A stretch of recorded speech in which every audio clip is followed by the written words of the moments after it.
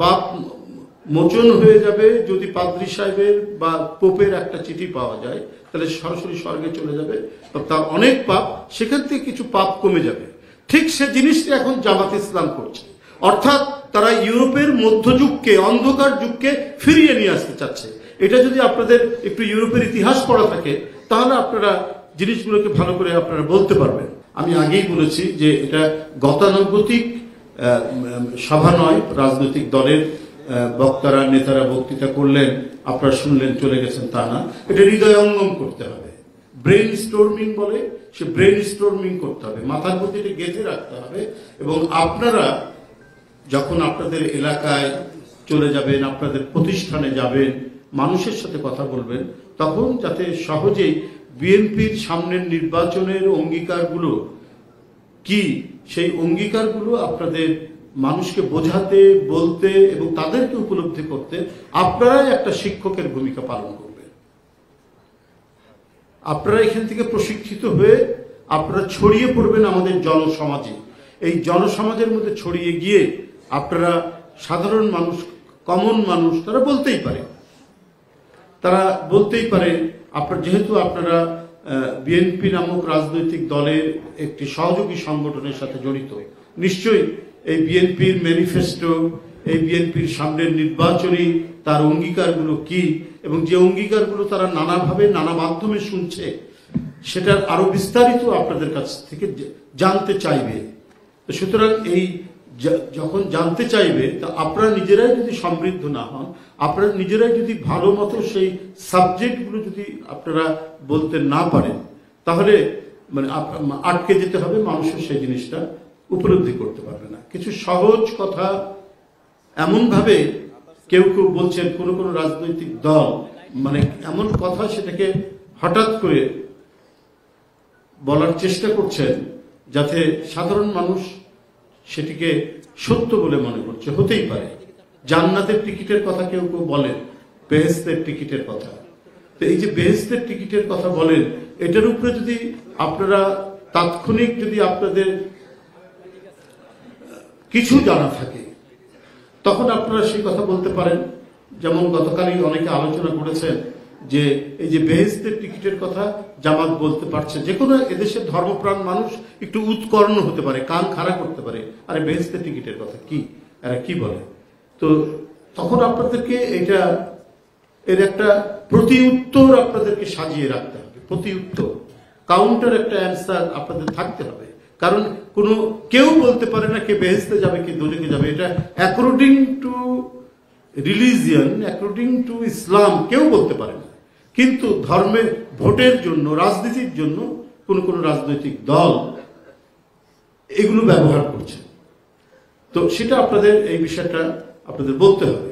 যেমন আমি আপনাদেরকে একটা উদাহরণ দিয়ে বলি, ইনডালজেন্স বলে ইংরেজিতে একটি কথা আছে, আপনি জানেন না? ইনডালজেন্স মানে এটা সহজ বাংলা হচ্ছে প্রশ্রয়, কিন্তু এটা এসছে আপনার ইউরোপের সেই মধ্যযুগের চার্চের, সেখান থেকে আপনার এই শব্দটি এসছে। ইনডালজেন্সটা কি ছিল? ইনডালজেন্সটা হচ্ছে যে পাপ মোচনের জন্য একটা চিঠি, পাদ্রীর একটা চিঠি। তখন মধ্যযুগকে তো ইউরোপে অন্ধকার যুগ বলে, এইরকম মানে একটা বিষয় সে সময় প্রচলিত ছিল। অর্থাৎ এটা হচ্ছে একটা exploitation in the name of religion, in the name of religion.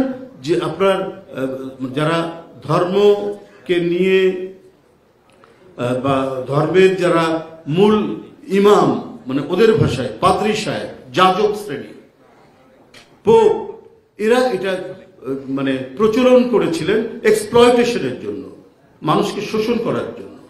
সেখানেই শব্দটার উদ্ভব হয়েছে ইনডালজেন্স। ইনডালজেন্স হচ্ছে পাপ মোচনের একটা চিঠি। মানে এটা একটা ভয়ঙ্কর একটা ঘটনা ছিল, মানে মানুষকে শোষণ করার জন্য, সাধারণ ধর্মপ্রাণ মানুষকে। তো এখন ওই যে ইউরোপের যে ইনডালজেন্স, ইউরোপের যে পাপ মোচনের যে ঘটনাটি, যে পাপ মোচন হয়ে যাবে যদি পাদ্রী সাহেবের বা পোপের একটা চিঠি পাওয়া যায়, তাহলে সরাসরি স্বর্গে চলে যাবে, তার অনেক পাপ, সেখান থেকে কিছু পাপ কমে যাবে। ঠিক সে জিনিসটা এখন জামাত ইসলাম করছে, অর্থাৎ তারা ইউরোপের মধ্যযুগকে, অন্ধকার যুগকে ফিরিয়ে নিয়ে আসতে চাচ্ছে। এটা যদি আপনাদের একটু ইউরোপের ইতিহাস পড়া থাকে তাহলে আপনারা জিনিসগুলোকে ভালো করে আপনারা বলতে পারবেন। এটা আপনারা মানে আপনাদের এই জিনিসটা জানা থাকলে, আপনারা নিশ্চয়ই ইউনিভার্সিটিতে পড়েন, কলেজে পড়েন, তো এটা জানলে পরে জামাত ইসলাম আজকে ধর্মের নামে যে ব্যবসাটা করছে, মানুষকে বিভ্রান্ত করছে, তার একটা উপযুক্ত জবাব আপনারা ওই জান্নাতের টিকিটটাকেই আপনারা ঠিক মতো তার প্রতি উত্তর দিতে পারবেন। তো সেরকম নানা বিষয়, ফ্যামিলি কার্ড আছে, তারপর কৃষকের কার্ড আছে, ফ্যামিলি কার্ড আর একটা কি জানো, কৃষি কার্ড নাকি ফার্মার কার্ড, সরি ওই আর কি একই ব্যাপার, ফার্মার কার্ড। এই সমস্ত বিষয় নিয়ে আমাদের বিশেষজ্ঞরা বলবেন এবং অত্যন্ত সহজবোধ্যভাবে তারা কথা বলবেন। আপনাদেরকে দেওয়া হয়েছে, কাগজ কলম দেওয়া হয়েছে, প্রয়োজনে আপনারা সেটা টুকে নেবেন, টুকে নিয়ে আপনারা সেটা হৃদয়ঙ্গম করবেন এবং সেটা আপনারা সাধারণ মানুষের কাছে আপনারা সেটা যাবেন। এখন আপনারা বলবেন যে নির্বাচন, আমরা তো ছাত্র রাজনীতি করি, তো আমাদের কি দরকার?